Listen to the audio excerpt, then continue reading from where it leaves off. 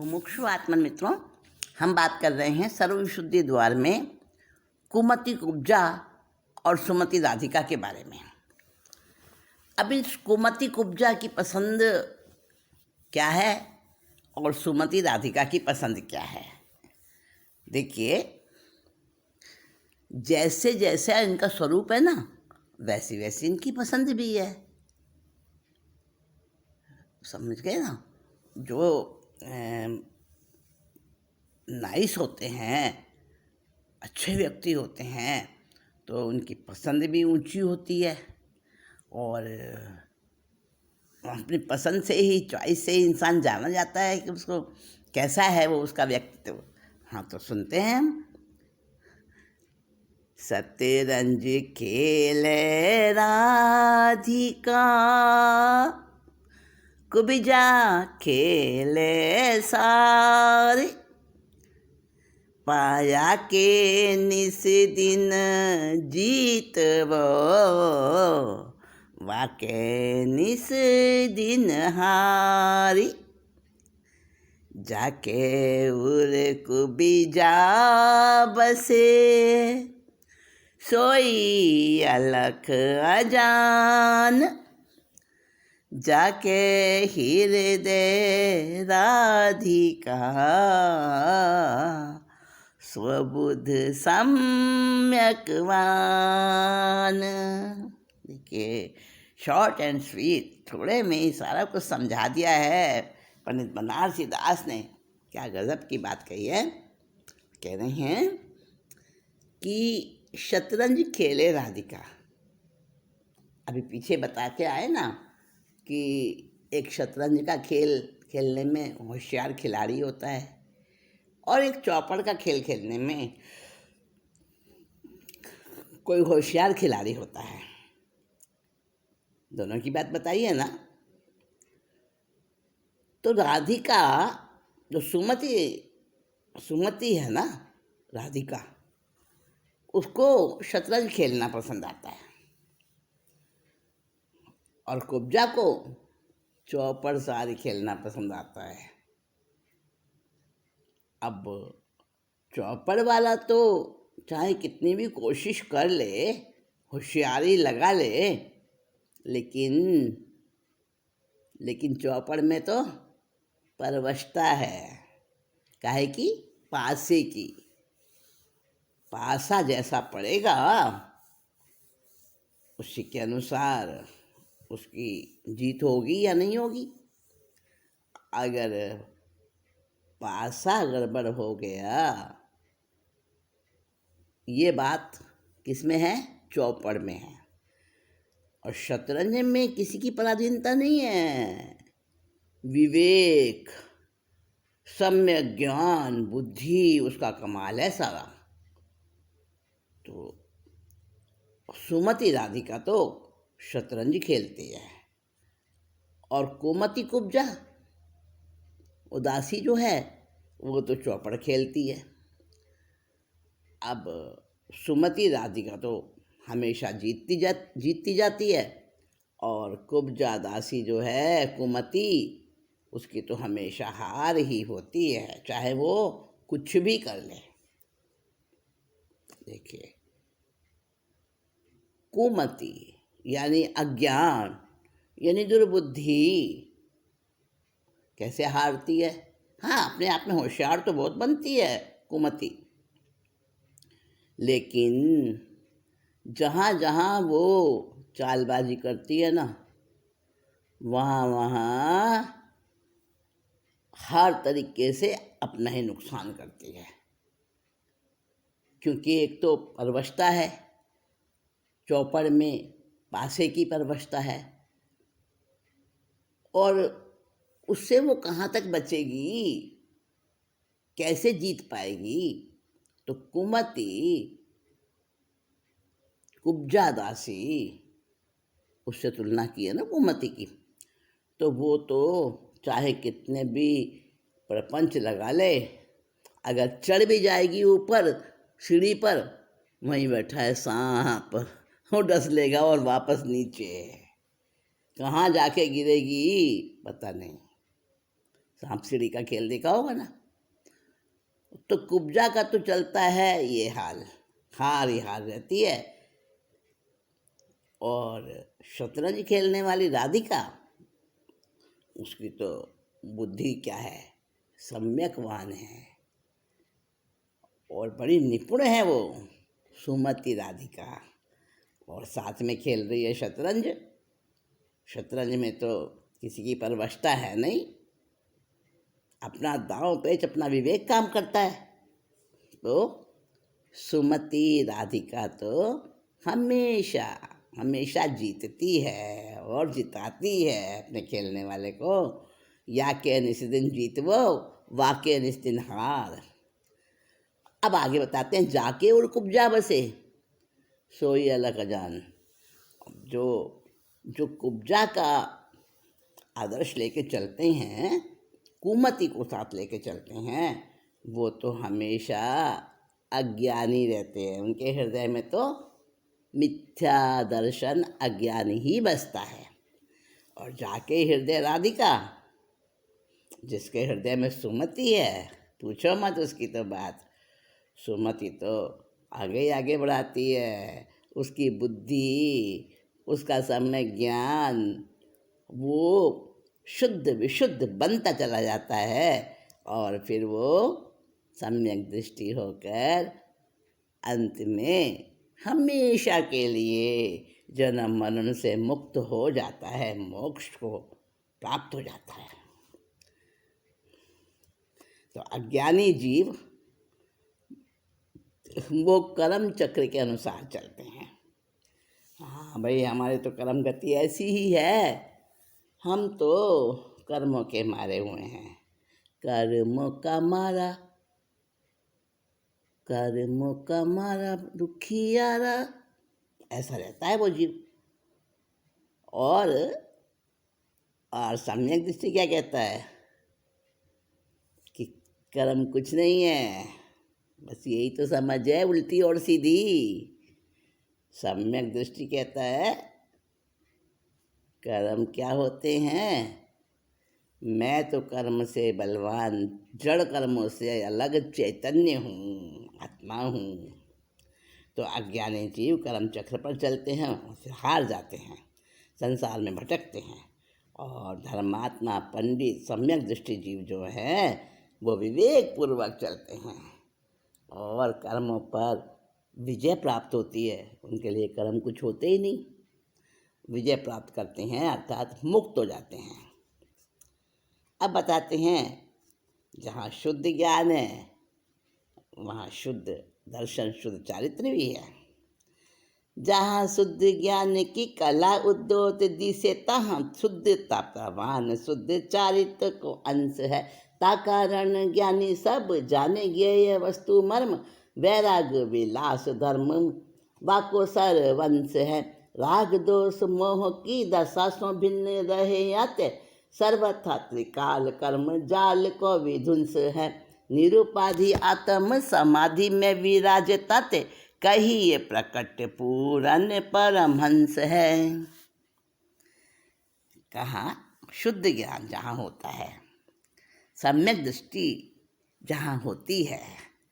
सम्यक दृष्टि क्या है कि कर्म का स्वरूप अच्छे से समझ लेना, कर्म जड़ है, और अपने चेतन का स्वरूप अच्छे से समझ लेना, और दोनों की भिन्नता को जानकर ये समझना कि एक द्रव्य दूसरे द्रव्य में कुछ नहीं कर सकता, करता ही नहीं है एक द्रव्य दूसरे द्रव्य का कोई कार्य, अपना अपना सब करते हैं।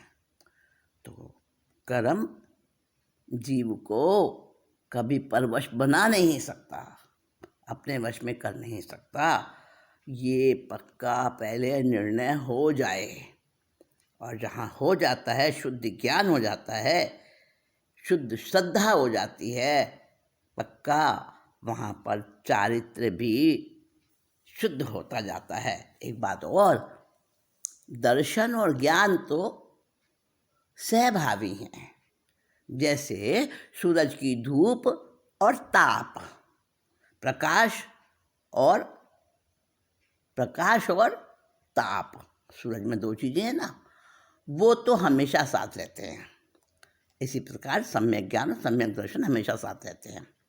लेकिन सम्यक चारित्र वो धीरे धीरे धीरे धीरे बढ़ता जाता है। उसका क्रम क्रम क्रम क्रम क्रम से विकास होता जाता है, एक साथ नहीं आता। तो सम्यक चारित्र जहाँ पर शुद्ध ज्ञान है वहाँ पर शुद्ध चारित्र भी है। जहाँ शुद्ध ज्ञान की कला उद्योत दिशे तहाँ, जहाँ पर शुद्ध ज्ञान की किरण होती है वहाँ पर प्रकाश होता है, उद्योत होता है। और शुद्धता प्रमाण शुद्ध चारित्र को अंश है। और जहाँ शुद्धता का प्रमाण होता है वो दिखती है, शुद्धता सामने ही दिखती है। और वहाँ पर देख समझो कि वहाँ शुद्ध चारित्र का भी अंश हो जाता है। ता कारण, इस कारण, इसलिए ज्ञानी सब जाने ज्ञेय वस्तु मर्म। ज्ञानी को ज्ञेय वस्तुओं का सबका मर्म पता चलता है, केवली हो जाता है, वो सर्वज्ञ हो जाता है। वो वैराग विलास धर्म वाको सर्वंश है, क्योंकि उसका वैराग्य है, आत्मविलास ये उसका स्वभाव है। और वो सर्वांश को ग्रहण करके फिर कुछ बचता ही नहीं है उससे जानने के लिए, कोई उससे रहस्य रहता ही नहीं है। तो इसलिए ज्ञानी जो है हर चीज़ को जानता है और सब ज्ञेयों को समझता है। राग द्वेष मोह की दशा से भिन्न रहे। और जो विभाव है, राग द्वेष हैं, मोह है, कषाय हैं, इनसे तो वो अलग ही रहता है। अलग करके ही तो वो ज्ञानी बनता है ना। सर्वथा त्रिकाल कर्म जाल को विध्वंस है। और इसलिए सर्वथा तीन काल में उसको कर्म जाल का विध्वंस ही समझना चाहिए। विध्वंस यानी नाश। निरुपाधि आत्म समाधि में विराजे, और जिसमें कोई उपाधि नहीं है, कोई कष्ट नहीं है, किसी प्रकार का झंझट नहीं है, ऐसी आत्म समाधि में वो ज्ञानी हमेशा हमेशा उसी में लीन रहता है, विराजमान रहता है, शोभायमान रहता है। ताते, ताते माने इसलिए, कहीं ये प्रगट पूर्ण परमहंस है। और इसीलिए सम्यक दृष्टि ज्ञानी जो है पूर्ण साक्षात परमात्मा ही है। पूर्ण परमहंस यानी पूर्ण परमात्मा ही है वो। ज्ञायक भाव जहाँ तहाँ शुद्ध चरण की चाल। ताते ज्ञान विराग मिली शिव साधे समकाल। जहाँ ज्ञान है, जहाँ ज्ञायक भाव है, ज्ञायक भाव जहाँ तहाँ, तहाँ माने उस जगह, जहाँ जहाँ ज्ञायक भाव है, जहाँ जहाँ सम्यक ज्ञान है, वहाँ शुद्ध चरण की चाल, वहाँ शुद्ध चारित्र भी होता है, अवश्य होता है।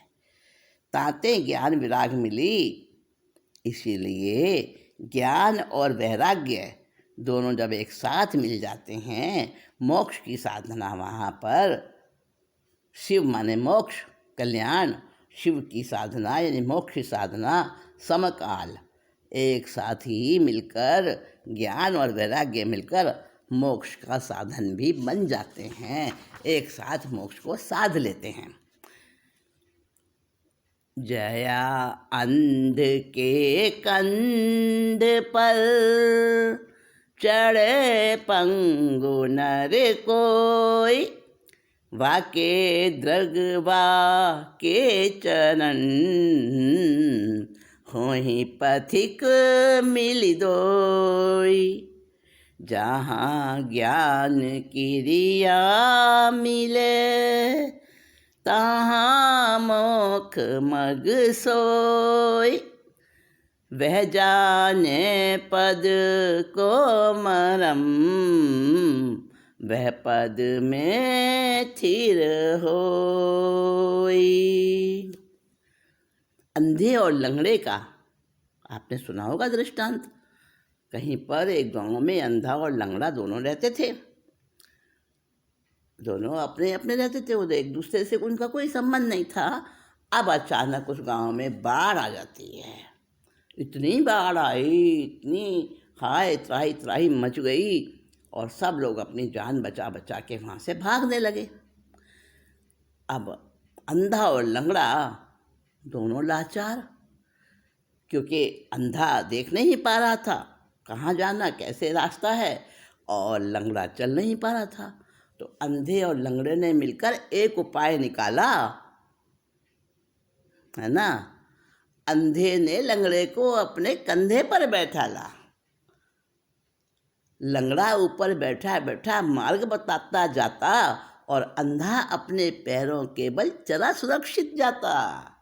अंधे और लंगड़े में देखो था ना कभी कुछ नाता, किंतु सम्यक ज्ञान से कठिन काम भी बहुत सरल बन जाता।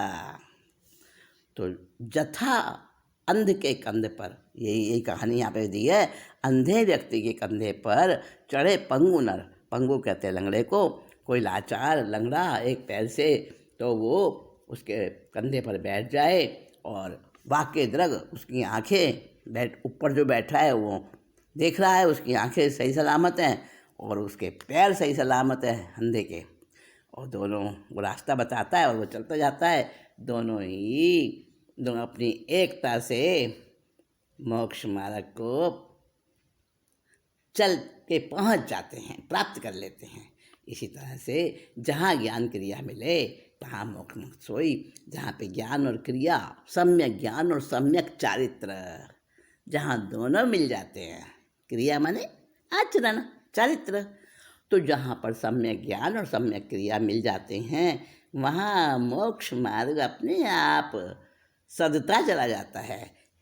वह जाने परम पद को मरम, जो क्या है ज्ञान जो है सम्यक ज्ञान, वो रहस्य जानता है परम पद का, और सम्यक क्रिया जो है, आचरण जो है, वो रमण करता है, उस पद में स्थिर हो जाता है। अंधे और लंगड़े की तरह से ये दृष्टांत दिया है हम। अब ज्ञान और क्रिया की परिणति कैसी होती है ये बता रहे हैं। ज्ञान जीव की सजगता, कर्म जीव की भूल, ज्ञान मोक्ष अंकुर है, कर्म जगत को मूल। कहते हैं ज्ञान को क्या समझो, जीव की सजगता, सहज गति। जब ज्ञान आता है, जितना जितना ज्ञान आता है, सम्यक ज्ञान आता जाता है, उसकी समझ उसका प्रकट होता जाता है, तो फिर वो जीव उतना ही सहज और सरल बनता जाता है। तो सजगता, सरलता उसमें स्वयं में आ जाती है। सजग, सरल और फिर सहज बन जाता है। ये क्रम से आती हैं चीज़ें, लेकिन तीनों जब मिलकर सजगता, सहजता, सरलता ये तीनों चीज़ें जीव के अंदर प्रकट हो जाती हैं, तो ज्ञान तो जीव की सजगता है, और कर्म क्या है, जीव की भूल है। ज्ञान मोक्ष का अंकुर है, और कर्म क्या है, जन्म मरण का मूल है। मूल का मतलब main cause, main root cause, यानी मूल का जो है कारण, मूलभूत कारण। तो कर्म करेगा तो जन्म मरण लेन संसार में आना ही पड़ेगा बार बार। और ज्ञान जो है वो विवेक है, सजगता है, उसकी वजह से मुक्त होता है। ज्ञान चेतना के जगे प्रगटे केवल राम, कर्म चेतना में बसे कर्म बंध परिणाम। देखो जब ज्ञान चेतना जाग जाती है ना, विवेक आ जाता है ना, तो वहाँ पर क्रमशः क्रमशः केवल ज्ञान प्रकट होने लगता है, संपूर्णता आ जाती है, सभी ज्ञेयों को जानता है, केवल केवल ओनली केवल ज्ञान ही रहता है और कुछ रहता ही नहीं है वहाँ पर, सब कुछ ज्ञान में बन जाता है।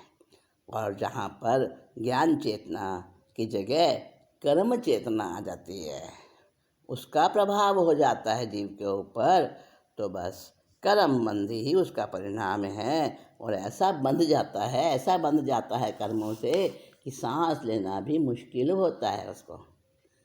जब लग ज्ञान चेतना न्यारी, तब लग जीव विकल संसारी। जब घट ज्ञान चेतना जागी, तब समकिति सहज वैरागी। सिद्ध समान रूप निज जाने, पर संजोग भाव परमान।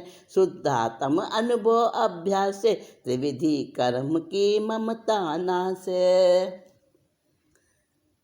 इसमें क्या कह रहे हैं कि जब लग ज्ञान चेतना न्यारी, जब तक ज्ञान चेतना अलग है। देखिए, चेतना एक ही है, पूरे शरीर में चेतना चेतन धारा एक ही है, चैतन्य की धारा अलग अलग नहीं है, लेकिन भावों के आधार पर उसकी जो है ना अलग अलग भेद किए जाते हैं, समझने के लिए किए जाते हैं। सचमुच में है नहीं भेद। तो एक होती है अज्ञान चेतना, और अज्ञान चेतना के दो भेद होते हैं, कर्म चेतना और कर्मफल चेतना, दोनों अज्ञान चेतना है। और एक है ज्ञान चेतना। तो ज्ञान चेतना जब अज्ञान चेतना से अलग होती है, भिन्नता आती है दोनों में। जब तक अलग अलग है ज्ञान चेतना और अज्ञान चेतना, तब तक तो समझो गनीमत है। और जब ज्ञान चेतना मतलब छिटक जाती है, केवल अज्ञान चेतना ही रह जाती है, तब जीव विकल हो जाता है, व्याकुल हो जाता है और संसारी बन जाता है। यानी उसका कर्म बंधन वो अज्ञान चेतना से ही होता है। यानी कर्मफल चेतना और कर्म चेतना दोनों ही अज्ञान चेतना है। तो जब अज्ञान चेतना केवल वही रह जाती है, ज्ञान चेतना बिल्कुल उससे हट जाती है, अलग हो जाती है, तो जीव व्याकुल हो जाता है, संसारी हो जाता है। और जब घट में ज्ञान चेतना जगती है, तब समकिति हो जाता है, सहज रूप से वैराग आ जाता है उसके अंदर। सिद्ध समान रूप, अपना सिद्ध समान रूप समझता है, जैसा मैं वैसा सिद्ध और जैसे सिद्ध वैसे मैं। और पर संयोग भाव परमाने, और फिर जो पर के संयोग से अलग हट जाता है कि मैं पर नहीं हूँ, मैं तो स्व में रमण करूँगा, बस मैं तो स्व में ही तल्लीन हूँ, मुझे पर चाहिए ही नहीं। पराये भावों से, पराये हर चीज़ से हट जाता है वो पर के संयोग से, और उसको अपने लिए हानिकारक मानता है। शुद्धात्म अनुभव अभ्यास है, बस अपनी आत्मा के शुद्ध अनुभव में ही, उसी के अभ्यास में ही रमता रहता है। त्रिविधि कर्म की ममता नासे, 3 प्रकार के जो कर्म हैं, है ना, तो उसकी ममता, उसका जो मोह है वो नष्ट हो जाता है। तो भाव कर्म, द्रव्य कर्म और नो कर्म, ये 3 प्रकार के कर्म हैं। तो इन सब से हट जाता है और अपना शुद्ध कल्याण वो साध लेता है। अब देखिए, ज्ञानी जीव अगर कभी उससे जरा सा भी कुछ ऐसा हो जाए, तो वो किस प्रकार से पछताता है, किस प्रकार से प्रायश्चित करता है, कैसे आलोचना करता है, हाँ वो भी बताएंगे। उसमें भी सार है, उसको जान